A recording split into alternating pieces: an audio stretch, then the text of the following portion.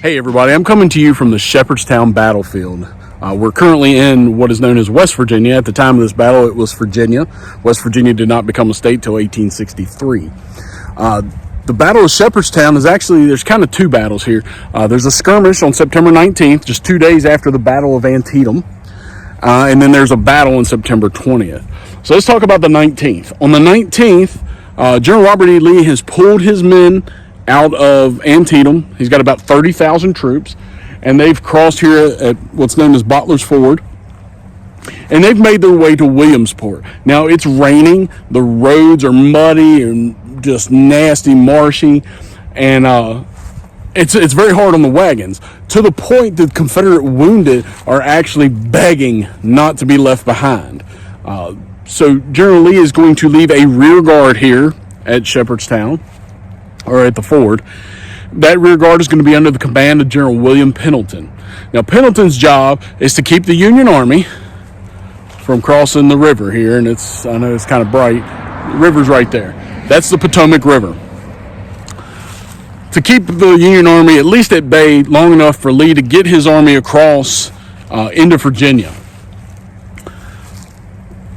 Pendleton's going to trade shots. His Confederates are going to trade shots with the Union Army. The Union Army under McClellan is going to cross, and they're going to attack Pendleton here on the ridges behind me. As they do so, Pendleton's men are going to scatter. They're going to take off. Some are going to be captured. It's just going to be an absolute nightmare of a battle for the Confederates, or at least a skirmish. Pendleton is going to ride through the night to Williamsport. He is going to tell Lee about what just happened.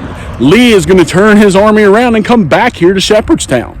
On the morning of the 20th, Union guns are booming back this way as the Union troops now occupy these hills. Confederates under General A.P. Hill, his division, are going to slam into the 5th Corps that's here.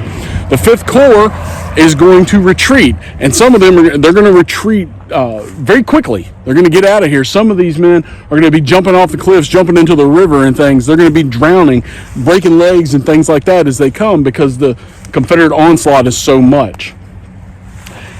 On top of that, you had another unit, the 118th Pennsylvania.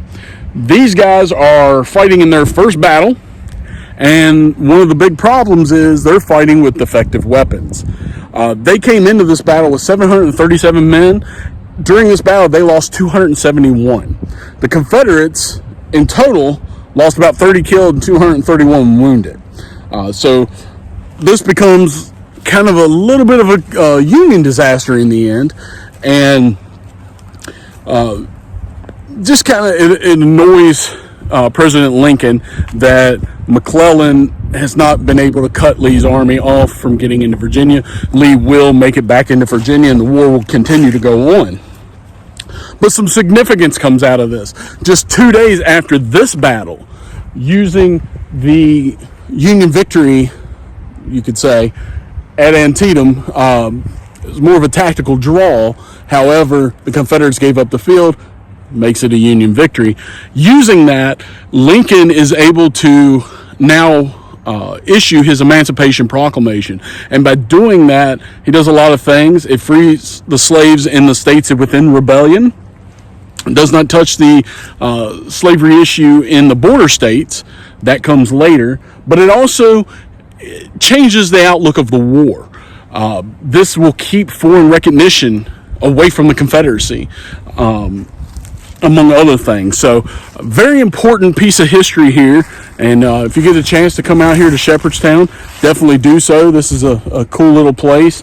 There's a lot of terrain to look at. And just keep chasing history.